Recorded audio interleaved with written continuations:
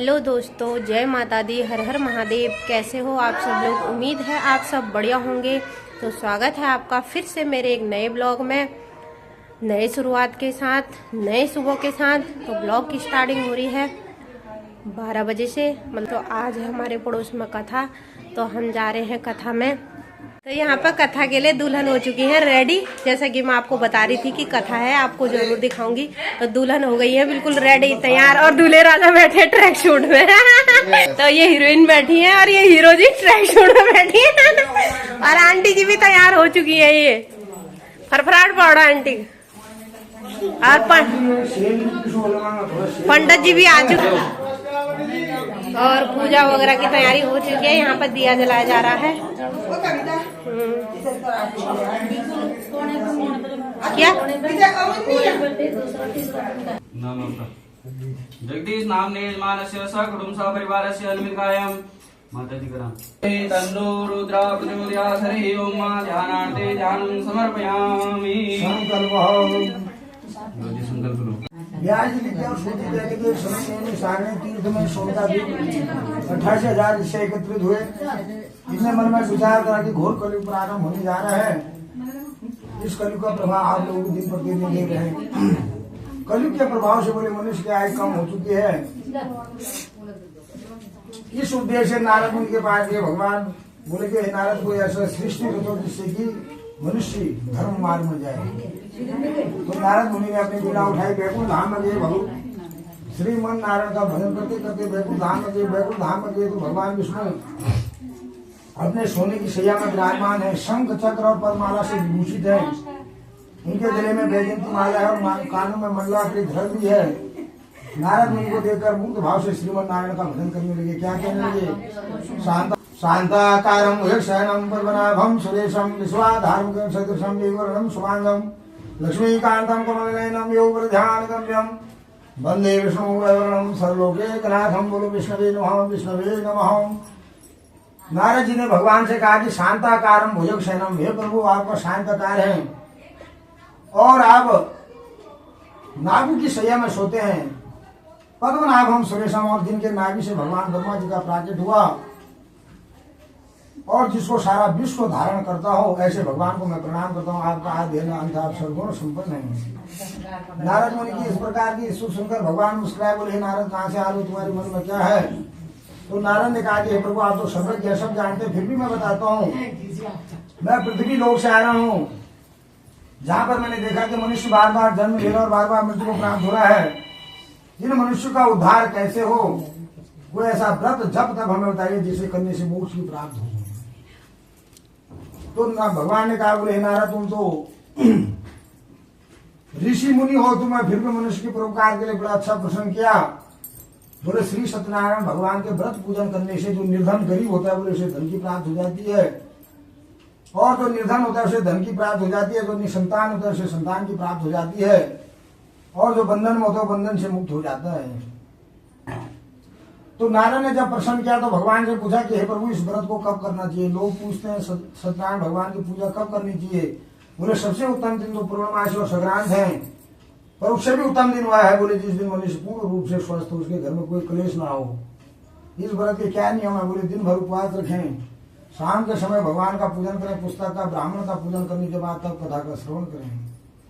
कथा की सामग्री क्या होगी? बोले कदली के फल और तुलसी के दल भगवान को बड़े प्रिय है। केले के फल और तुलसी के दल, 5 चीजों से पंचामृत बनाए, दूध दही घी शहद और शक्कर, उसे भी भगवान को अर्पण करें। और कथा सुनने के बाद सभी को प्रसाद है, स्वयं भी प्रसाद खाएं। उसके बाद जागरण कीर्तन भजन करना चाहिए, तब ये कथा पूरी होती है। इतना जानकर नारायण मुनि अपने मृत मंडल की ओर चल पड़े। पुराने देवा खंडे श्री सत्यनारायण कथायाम प्रथमो अध्याय। बोलो विष्णु भगवान की जय। वाले पकड़ के रखो इनको, चालू कर दो। बोलो साची भगवान की जय। ओम नमो वासुदेवाय वासुदेवाय मेरो नंदनलाय वासुदेवाय मेरो नंदनलाय। ओम नमो भगवते वासुदेवाय। भगवान की जय। अब सूर्य जी कहते कि दूसरे अध्याय की कथा की करूं। बोले पूर्व काल में एक सदानंद नामक ब्राह्मण थे। इस ब्राह्मण का नित्य नियम था भिक्षा मांगना, और भिक्षा मांग के अपने परिवार का पालन करते थे। एक दिन भगवान ने सोचा कि ये वृद्ध ब्राह्मण कहाँ जाते हैं, इनकी परीक्षा लेनी है। भगवान ने स्वयं एक बूढ़े ब्राह्मण का उदाहरण करा, और जिस रास्ते से वो ब्राह्मण जा रहे थे वहीं पर खड़ी हो गई। भगवान रूपी ब्राह्मण ने बड़े प्यार से पूछा गरीब ब्राह्मण से, ब्राह्मण देवता आप कहाँ जा रहे हो, आपके मन में क्या है, कृपा कर हमें बताइए।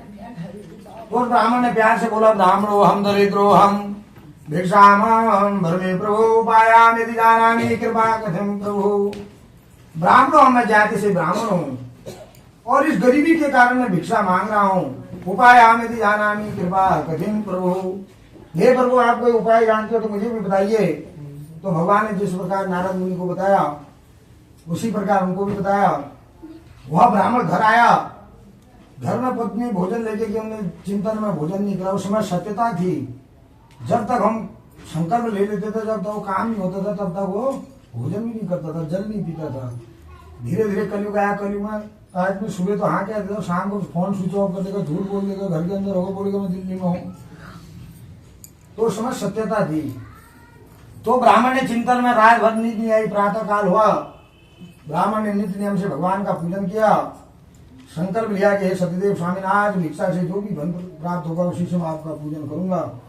भगवान की कृपा से वो भी ऐसे धनवान मोहल्ले में जाते हैं कि और दिन की अपेक्षा उनको भी भिक्षा में बहुत सा धन प्राप्त हुआ। घर आए, उन्हें धूमधाम से भगवान का पूजन किया। इस पूजन के प्रभाव से वह भी धनवान पुत्रवान हो गए। इस लोक का शुभ होकर वह ब्राह्मण भी वैकुंठ धाम को चला गया। अब सूत जी ने जो 28,000 ऋषियों से कहा था, वो सारे ऋषि खड़े हो गए, कहने लगे कि इस ब्राह्मण के बाद पृथ्वी में श्री सत्यनारायण भगवान का पूजन किसने किया वो भी हमें बताइए। और एक दिन वही ब्राह्मण ठाड़ बाढ़ धनेश्वर से भगवान का पूजन कर रहे थे। उसी समय एक लकड़ी बेचने वाला लखड़ा आया, भूखा प्यासा था, जल पीने के उद्देश्य से ब्राह्मण के घर गया। तो ब्राह्मण को देखकर वह चौंक गया, मन ही मन सोचने लगा कल तक तो भिक्षा मांगते था, इसके बाद इतनी धन दौलत कहां से आ गई।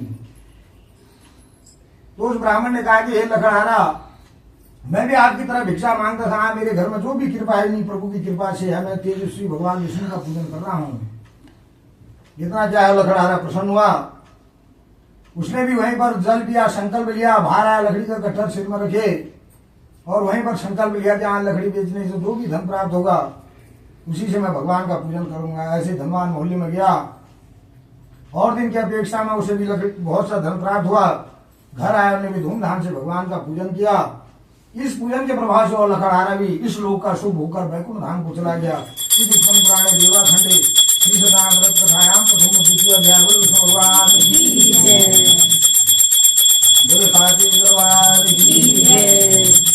ओम श्रीमन्नारायण नारायण नारायण नारायण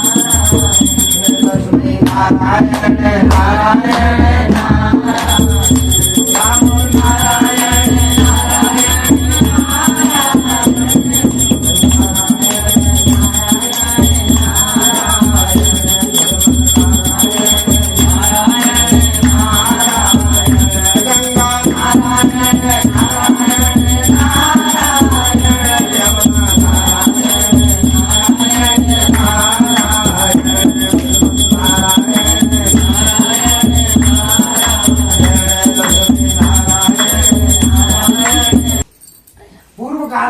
मुख नामक राजा था, बड़ा जितेंद्र और सत्यवादी था।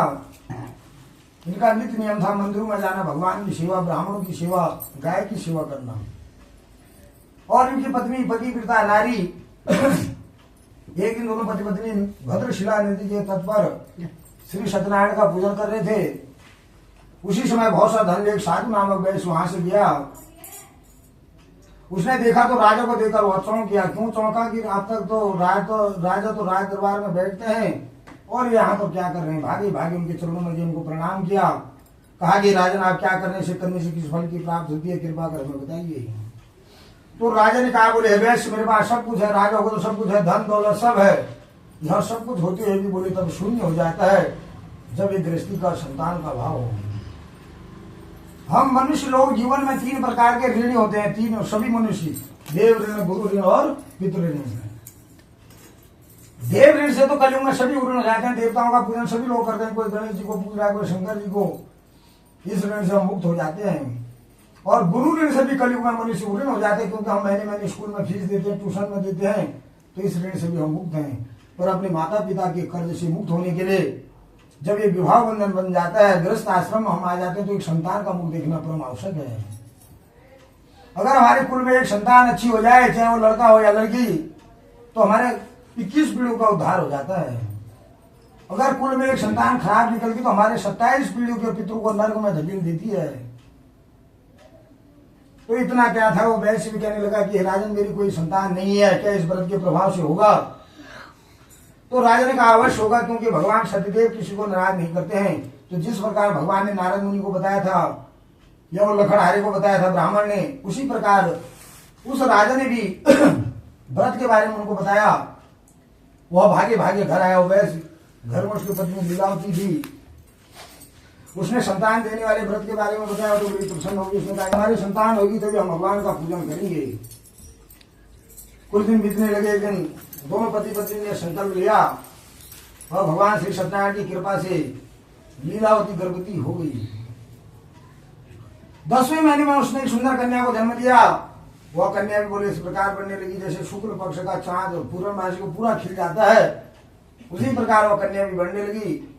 11वें दिन जब धूमधाम से उसका नामकरण संस्कार हुआ, तो उसकी कलाकृति देकर उसका नाम कलावती रखा गया। अब लीलावती ने अपने पति से कहा कि हमारी संतान हो चुकी है, भगवान का पूजन करिए। तो वो वैश्य बड़ा कंजूस था, उसने कहा इस लड़की के नामकरण और छठ में बहुत सा पैसा खर्च हो चुका है।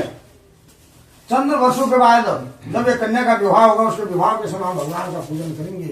तब से परंपरा है कि जब विवाह होते तो हम कथा करते हैं। तो ये कथा आज की नहीं है, चतुर्युग की है, त्रेता से पहले की। तो ये परंपरा चली। कुछ दिन महीने बीतने लगे, भगवान को पूजन करना भूल गया। एक दिन वह वैश्य व्यापार से लौट रहा था, घर के पास बागीचे में उसकी पुत्री सखिया उसके खेलनी थी। तो उस वैश्य की दृष्टि पड़ी, उसने देखा कि कन्या को जवान हो चुकी है, उसका विवाह कर देना चाहिए। उसने दूध को बुलाया और उस कन्या का धूमधाम से विवाह कर दिया। विवाह तो हो गया, पर यहाँ आते आते आप भगवान का पूजन करना भूल गया। 25 साल कभी होगी। भगवान ने सोचा कि बार बार संकल्प लेता और बार बार मुकर जाता है। कुछ दिन महीने बीतने लगे, धन दौलत बहुत था, संतान भी एक ही थी, दामाद को भी अपने पास ही रख लिया। एक दिन दोनों ससुर दामाद व्यापार के लिए जा रहे थे रत्न सारपुर नगर में। वहां के राजा चंद्र के तो राज्य करते थे। उसने प्रणाम करा।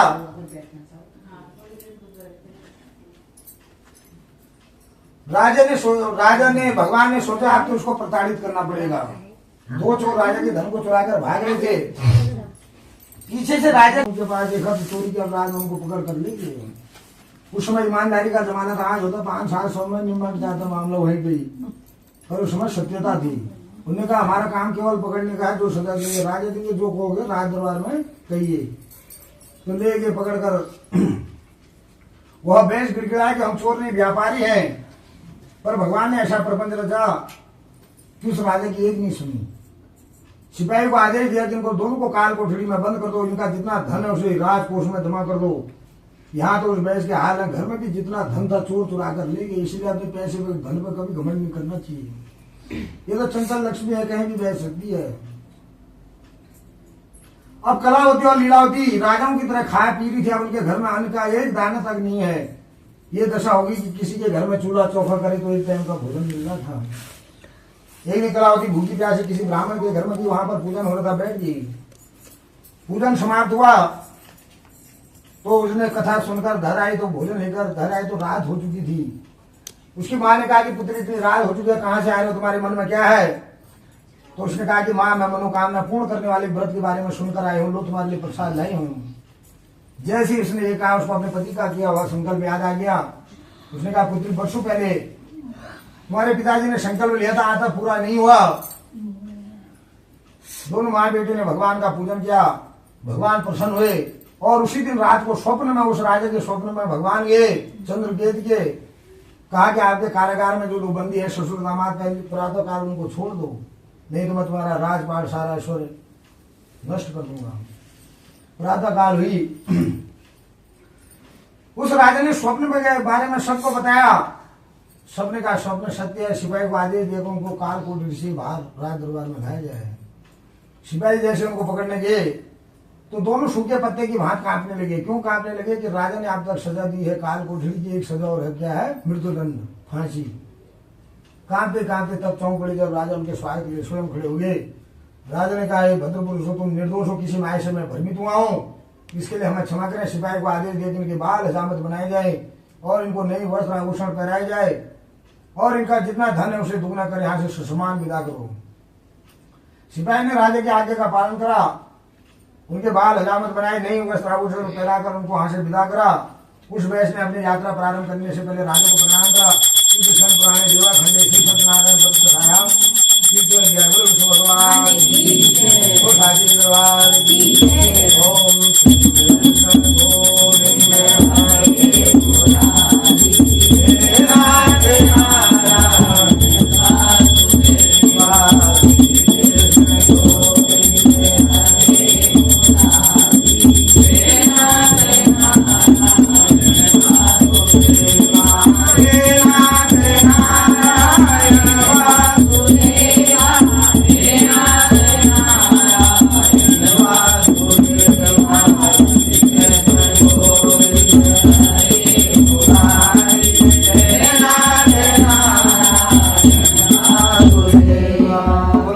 भगवान और सूजी कहते कि चौथे अध्याय की कथा कहता हूँ, ध्यान पूर्वक सुने। उस वैश्य ने अपनी यात्रा प्रारंभ करी। भगवान ने सोचा इसे अकल आई या नहीं आई। अकल कहाँ आनी थी, उसके धन भी जेल में रहेगा और दुगना हो गया, उसके मन में अहंकार बढ़ गया।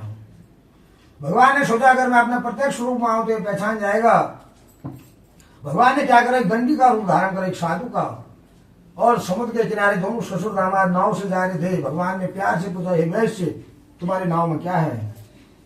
तो हंसते हंसते कहने लगा, उसके नाव में तो हीरा जेवरात था। कहने लगा, बेल पत्ते हैं। भगवान रूपी दंडी स्वामी ने कहा, है उमस, जैसे तुमने कहा वैसी हो जाए। कुछ दूर जाने के बाद वह भगवान रूपी दंडी स्वामी समुद्र के किनारे पर लेट गए। उस वैश्य ने देखा तो नाव ऊपर को हिली थी, उसने कपड़ा हटाया तो हीरा जेवरात भी देखो उसमें बेल पत्ते हो गए, जैसे उसने कहा वैसी हो गया। वह वैश्य रो रहा था। उसका दामाद आया, दामाद ने जल के छींटे मारे, होश में आया। उसने कहा, पिताजी अभी यहाँ पर एक दंडी स्वामी आए थे, आपने उनका तिरस्कार कर दिया, उनके चरणों में जाए, उनसे माफी मांगिए। भागे भागे दंडी के चरणों में गया, साष्टांग प्रणाम करने लगा। कहने लगा, जितना धन मांगो उतना धन दूंगा, जो कहोगे वो करूंगा। भगवान मुस्कुराने लगे, मूर्ख तू मुझे क्या देगा? तुझे अंश मात्र दिया था, कोई साधु या भिखारी मांग रहा था तो एक मुट्ठी अंश से ज्यादा क्या मांगता? कभी भी कोई निर्धन गरीब आता है या ब्राह्मण साधु संत आता है तो उसका अपमान नहीं करना चाहिए। लोग गाली दे देते हैं घरों में, वो भी एक बहुत बड़ा पाप है। अपने में तो दे दो, नहीं तो हाथ जोड़ दो। लोग क्या करते, गाय को कोई पानी डालता है गर्म, कोई डंडा मार दे, सब पाप ही तो है। इस कलयुग में सब भोगने हो। तो इतना क्या था, वो समझ गया कि भगवान साक्षात विष्णु उनके चरणों में जाकर लेट गया। कहने लगा, हे प्रभु, आपकी माया को तो ब्रह्मा जी नहीं जाने, शंकर जी नहीं जाने, मैं तो मूर्ख हूँ। भगवान ने उसे तथास्तु कहा, जैसे तेरा धन पहले था वैसी हो जाए। भगवान अंतर ध्यान हो गए।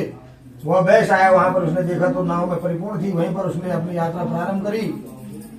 कुछ दूर चलने के बाद उसने अपने दामाद से कहा कि हमारी सुंदर नगरी दिखने लगी है, किसी दूध को घर भेजो। दूध भागे भागे गया कांचन। वहां से उस समय कलावती और लीलावती भगवान का पूजन कर रही थी। दूध गया, उसने प्रणाम करा, कहा कि आपके पति और दामाद आगे हैं, आप उनके स्वागत के लिए चलिए। लीलावती ने अपनी पुत्री कलावती से कहा कि मैं तुम्हारे पिता और पति को देखने जाती हूँ, तुम भी पीछे से आ जाना।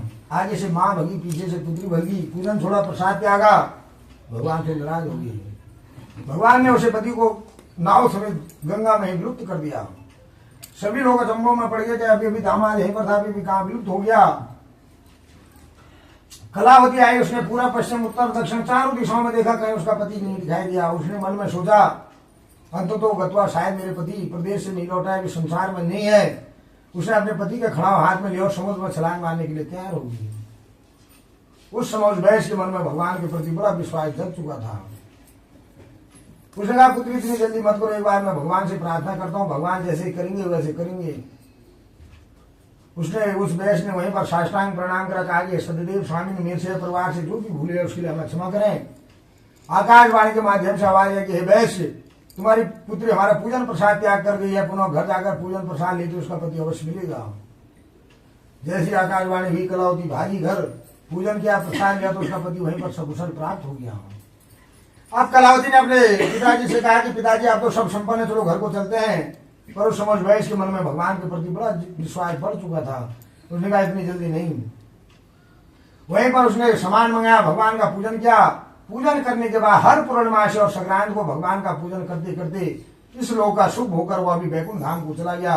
इस स्कंद पुराण में देवाखंडी श्री सत्यनारायण व्रत दिखायाम चतुर्थ अध्याय बोलो विष्णु भगवान की भगवान की। ओम नमो भगवते वासुदेवाय। ओम नमो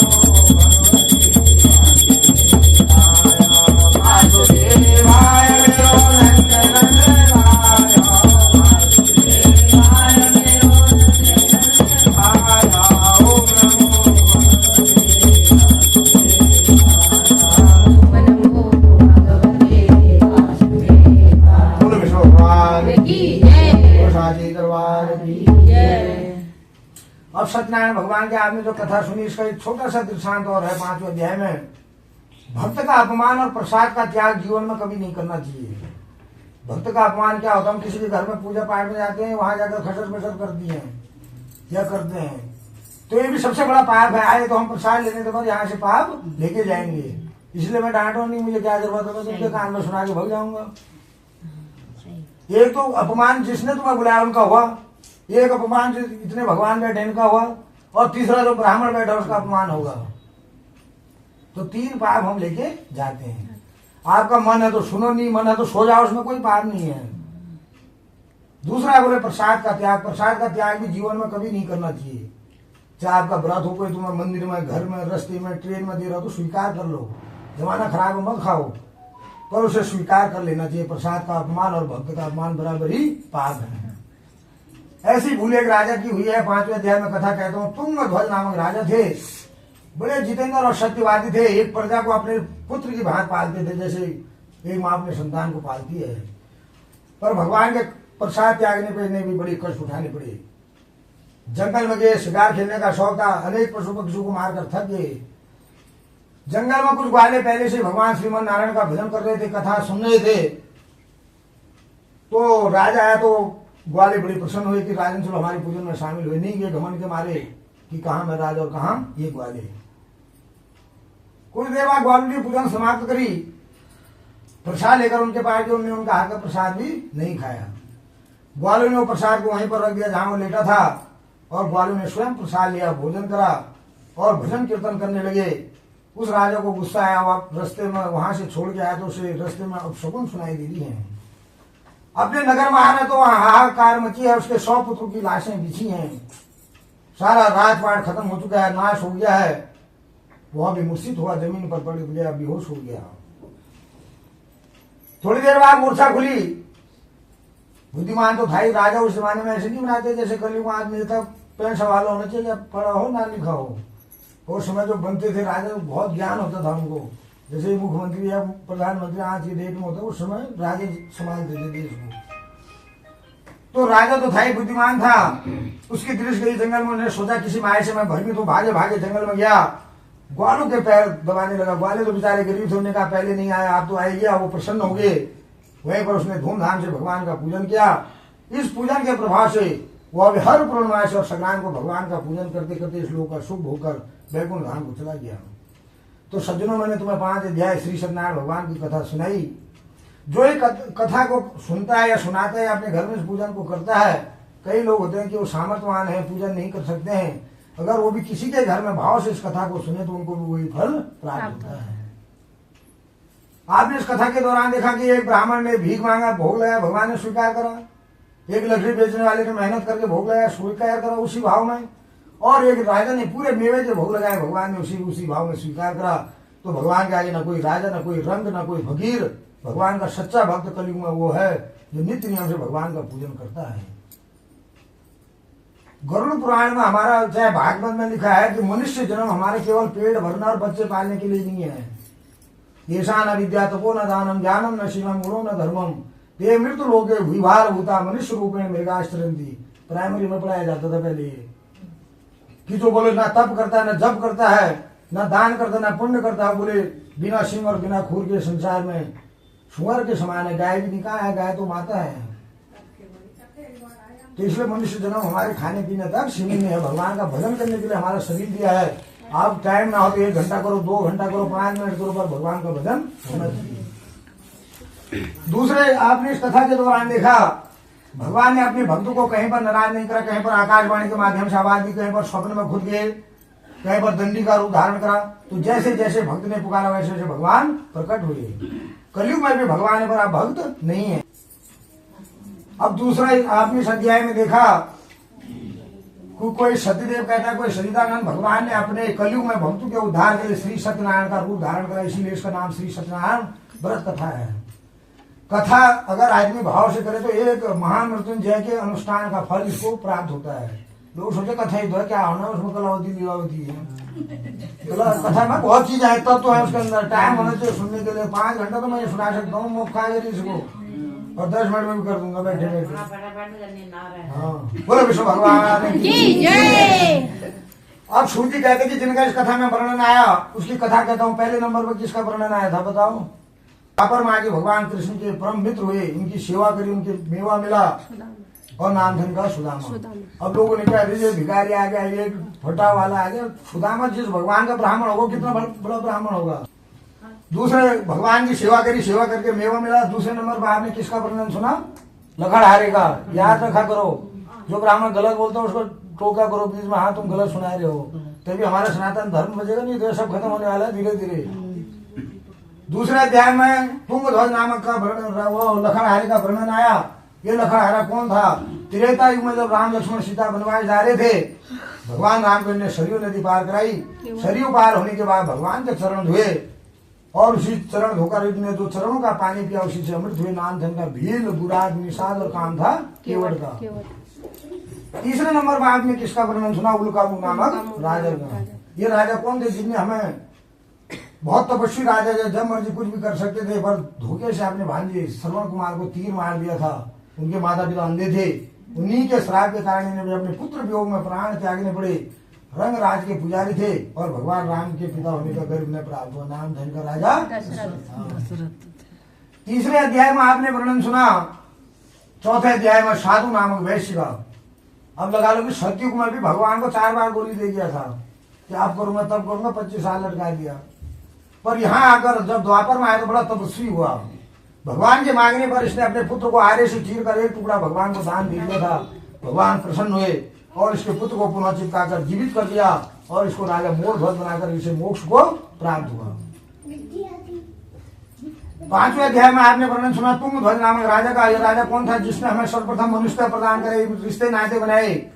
ये मेरी भाई है, बहन है, पड़ोस का है, गांव का है, ये मेरी माता है, पिता है। नहीं तो हम जंगलों में बंदरों की भांति जीवन यापन करते थे, कंद मूल फल खाते थे। आज जो हमारा संसार चल रहा है इन्हीं का नाम है सुअभू मनु, जिनने हमारी पृथ्वी की रचना करी।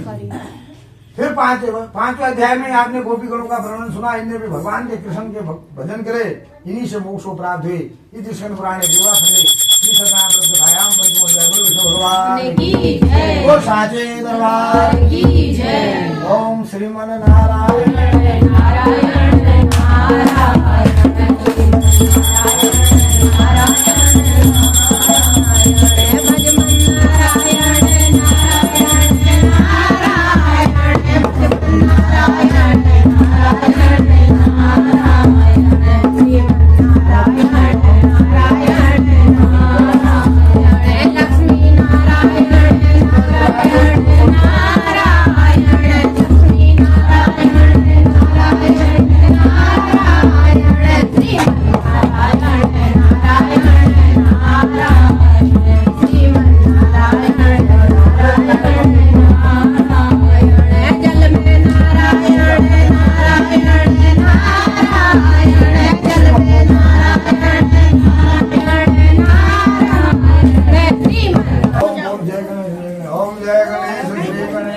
गणेश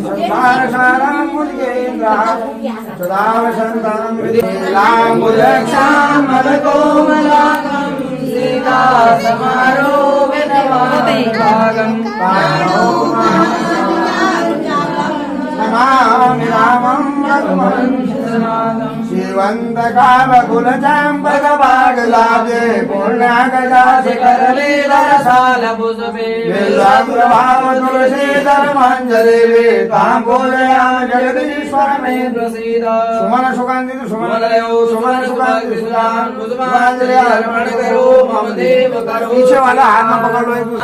ओ माता की जय हो, भारत माता की जय हो। तो आरती वगैरह जैसा आप देख पा रहे हैं, आरती वगैरह समाप्त हो चुकी है। और आपका बहुत धन्यवाद जो हमने संकल्प लिया वो काम हमारा पूरा हो गया है। अब मैं इससे मुक्त हो गया कर दीजिए। साचे वाह की जय। काम का जीवन शुद्धि सदे लक्ष्मी सबन नाम हो गया। यहाँ नीचे से पकड़ो पढ़ लो आपको। दोस्तों कथा वगैरह समाप्त हो चुकी है, प्रसाद वितरण हो रहा है। प्रसादी जो जा रहा है उनको अभी मिल रही है, जो नहीं जा रहा अभी कीर्तन होंगे तो कीर्तनों का आनंद लीजिए। यहाँ आंटी जी भी बैठी है हमारी, कीर्तन करेंगे। अब ये आंटी जी भी बैठी है, ये सब कीर्तन करेंगे। हेलो हाय कर दो।